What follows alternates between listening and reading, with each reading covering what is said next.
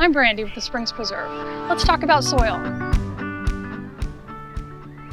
Soil is something most people don't give much thought to. I tend to think about it a lot though, but that might be because it's likely the most important factor that will determine the success or failure of your plants. If you have only $100 to spend on a garden bed, you should invest $90 in soil. Well, maybe not that exact ratio, but you get the picture. Soil is alive. Healthy soil is full of activity, and some can easily be seen in some compost piles with beetles and larger insects, but most of the action needs to be seen under magnification. You can use a loupe or a dissecting scope just to see how busy that soil can be. It's interesting to compare different types of soil as well from different sources to see how much activity you can check out with a loupe or a scope. If you look closely at compost, it's teeming with activity. It's an entire underground world just busy with life. We removed some of our friends from the soil bin, and this is actually a worm party down here. We have a lot of worms that help break down our food waste and turn that into rich organic matter that plants can then use. Worms can be added to the soil, but they're not native here. So just be mindful of that. They don't like our native dry soils, but if you add them to rich organic soils, they can thrive really well. Their byproduct, worm castings or worm poop, provides nutrients that plants can directly uptake. And by adding worms to raised beds, it's a really easy way to keep improving the soil and breaking down dead material. Not all worms are the same, so do some research if you plan to buy worms. They can win any food eating contest by easily eating half their weight in food each day. Can you imagine doing that? Maybe if you're the parent of a teenager, but that's a lot of food. We see a lot of organisms frequently in compost and mulch. Just because you see critters or life, don't panic. Most of what you see is beneficial, and they're helping to break down the matter there, making it available to plants for their use. These decomposers include fungi, bacteria, and worms. They eat the dead material, which breaks it down, returning those important nutrients back into the soil. Some other names for these organisms are detritivores and saprotrophs, and they all help keep dead matter from piling up and taking over our planet. They do really important work in the ecosystem, and they should be given a lot of credit. What is compost? It's broken down, decomposing organic material. For compost to be ready to add into any soil, you shouldn't be able to recognize what was originally put into it. So let's look at some bad compost. This compost is not quite ready to be used. There's still some material that you can identify where it was sourced, and so it needs to sit for a little bit longer, continue breaking down and decomposing. This is good compost, so compare the two. This, you can't really identify the source of what the materials were, and so this is ready to be mixed in or added on top of the soil. Compost continues to break down when it's mixed into the soil with the help of many organisms. And again, that helps make those nutrients available to the plant roots.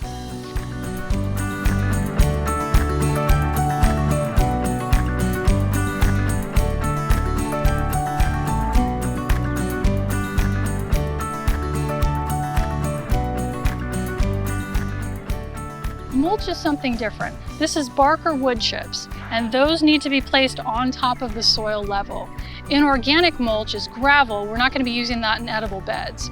But you can put these on the surface, and it serves a lot of great purposes. If you mix mulch into the soil, as it breaks down, it can temporarily bind up nitrogen, making it unavailable in the immediate area for many months to roots. There are organic and inorganic mulches.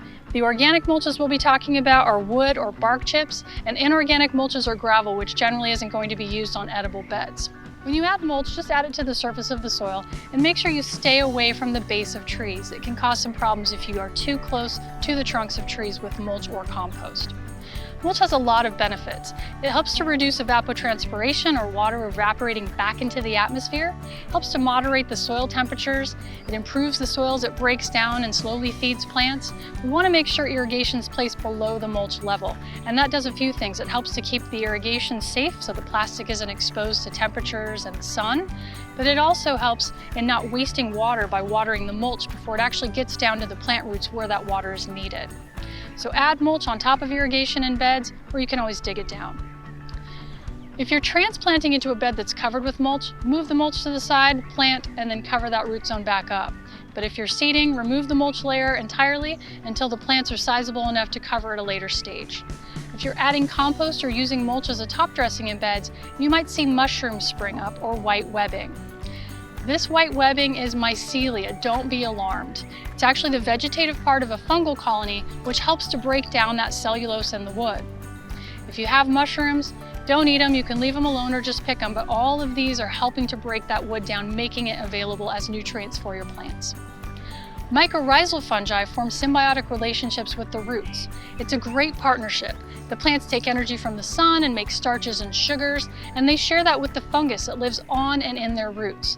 And in turn, these fungus increase the surface area of the roots, and they're helpful. In exchange for that food and a place to live, they add water and nutrients from the soil, bringing it up into the plant to use. These are amazing. Almost every plant family depends on mycorrhizal friendships, and without them, some seeds won't even germinate. Again, mycorrhiza are a type of fungi, and fungi are sensitive. They can really be harmed by fungicides, obviously, but we often don't think about lumber, which is sometimes treated with copper compounds that are fungicides. So that can do some damage to the root zones if you're building a raised bed. It can also be damaged by fertilizer and too high of concentrations, some trace metals, and excessive soil disturbance all wreak havoc on fungal communities.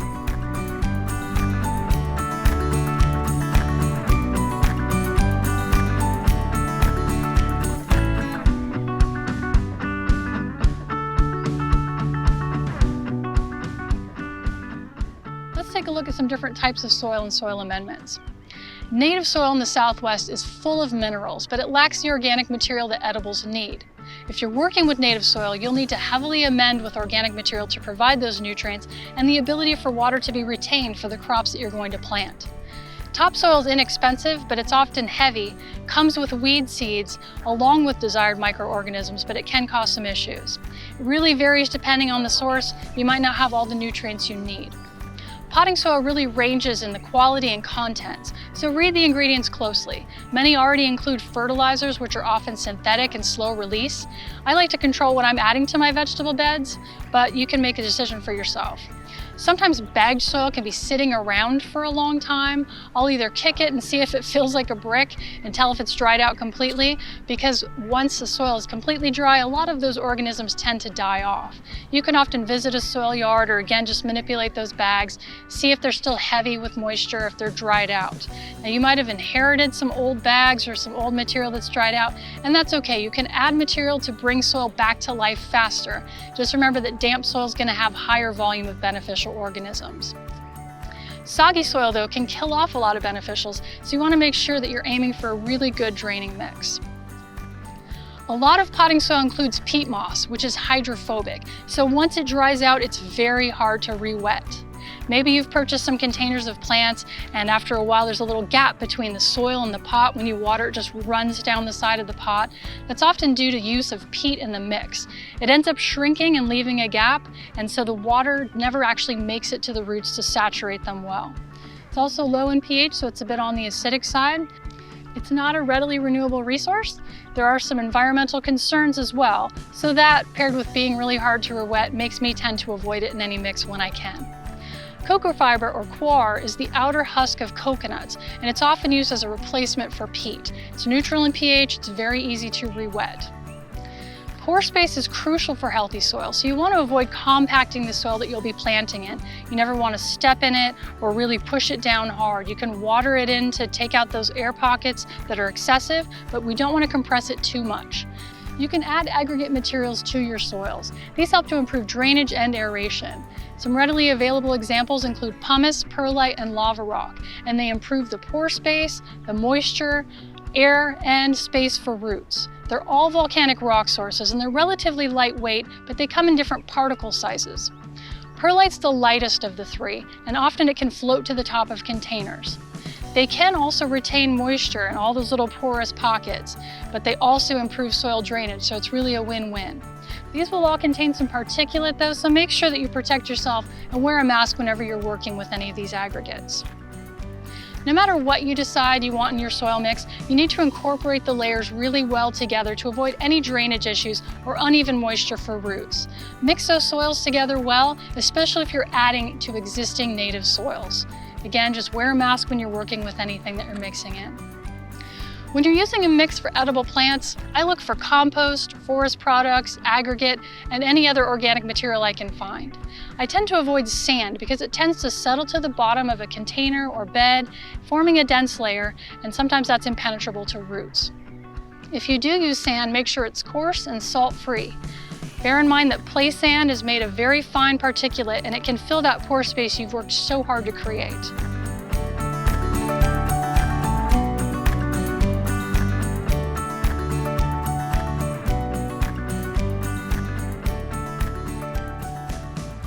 Here we see a lot of different types of soil media. Let's add 2 ounces of water to each cup and see what happens.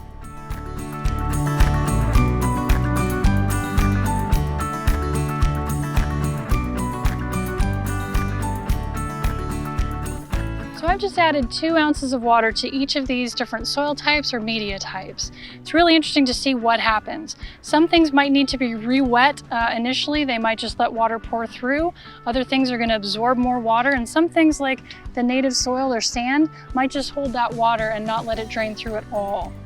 What's interesting to note is some of these aggregates don't let any water through. So I mentioned before that they can hold water, and so depending on how wet they were when we started this, they can absorb a lot of water and slowly release it, but still increase that pore space. So that's always pretty fun to see that you add 2 ounces of water and it's not going to drain through.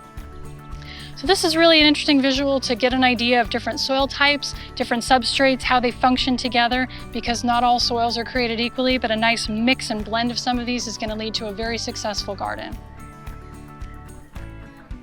Let's talk about plant roots. The depth of plant roots differ for different types of plants. Most edible crops grow very happily in 8 to 12 inches of soil, and a lot of greens and brassicas and herbs are content with even less than that. But some larger plants like tomatoes appreciate more soil to help support the roots and help keep the plants upright. 6 to 8 inches is the minimum depth of soil that I recommend, but remember, deeper soil is going to retain moisture longer and help to moderate those soil temperatures where the roots are growing. So even shallow-rooted plants can grow much deeper roots to find water if it's available, and they can grow several feet deep as long as that moisture is there. There are some crop roots that can grow as deep as 7 feet. The goal is to improve the soil structure so more water can be stored in the soil for plants, and you'll have to water less frequently. Think about root depth crops before you consider what type of containers or raised beds you want to plant. The materials will determine the possible heights that you can have, and remember that lumber dimensions are not as they're listed. So if you're building with 2x6s, 2 of those will be 11 inches high, 3 would be 16.5 inches. So whatever you're starting with is going to dictate what your possible size heights can be. With 8-inch lumber, you have a whole new set of options. Same with cinder block. Different sizes are going to determine what your course height will be. Once you know the bed dimensions you have, you can calculate the amount of soil you're going to need. You never want to have soil top up over the beds or containers. You're generally going to leave a few inches, so when you water, it doesn't splash back and cause a mess.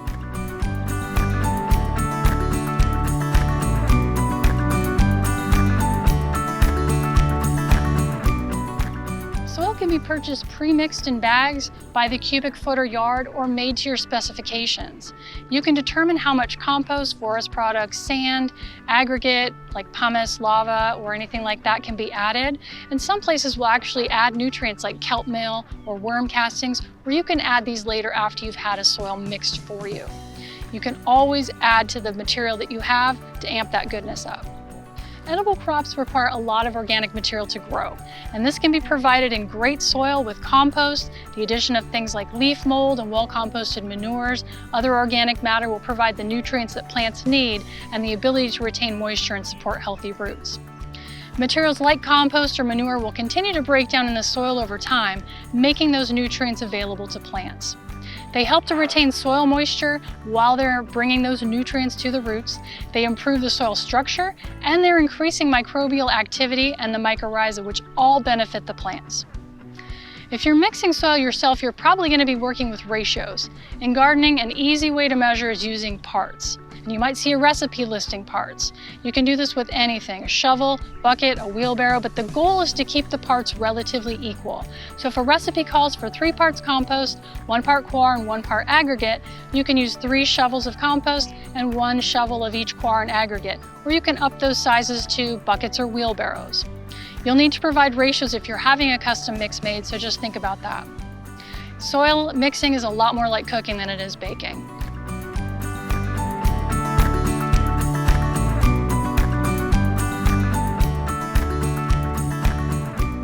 Edible crops are heavy feeders. They require a regular input of nutrients during their growing season. Soil should be amended regularly to add organic matter as it slowly breaks down, as well as a range of nutrients each season.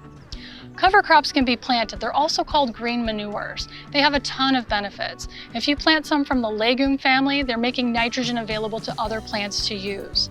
They help to break up hard soil, which is great if you're planting in native soil. They move nutrients to deeper levels.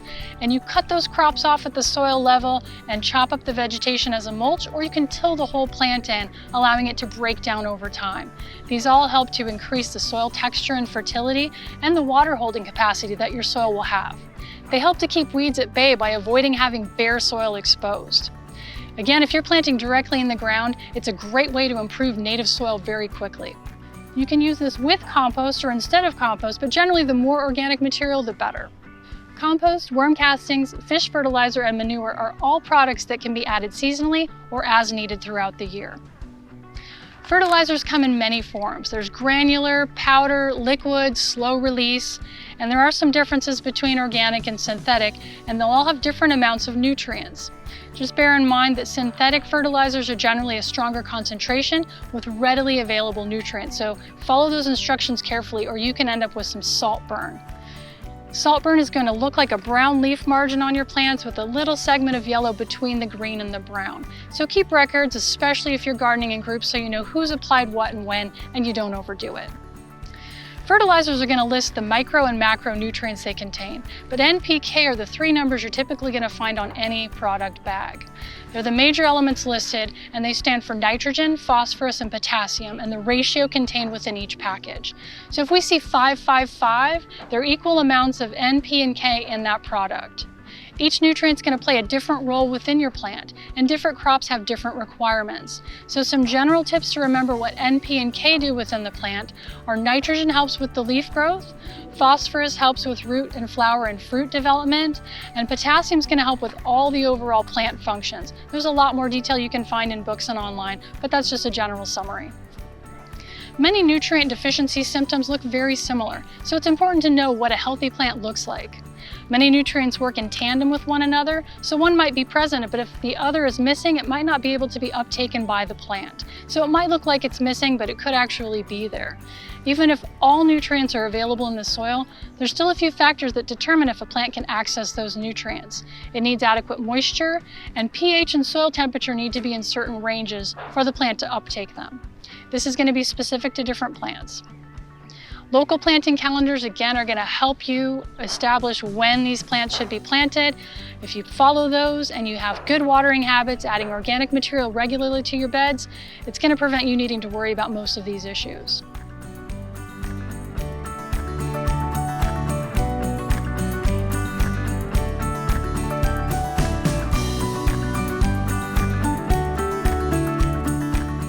Local cooperative extension offices can help tremendously with edible crops, and they're familiar with issues that might be specific to your region. They often have a phone number or an email address you can contact, as well as a lot of information online and in publications to reference, because you're likely not the first person to have any particular question. Isn't soil awesome? When thinking about garden beds, give a good deal of thought and resources to the soil. We often tend not to think about roots, but healthy roots make a healthy plant, and investing in your soil will save you time and money in the long run and provide nourishment to your plants and the larger ecosystem.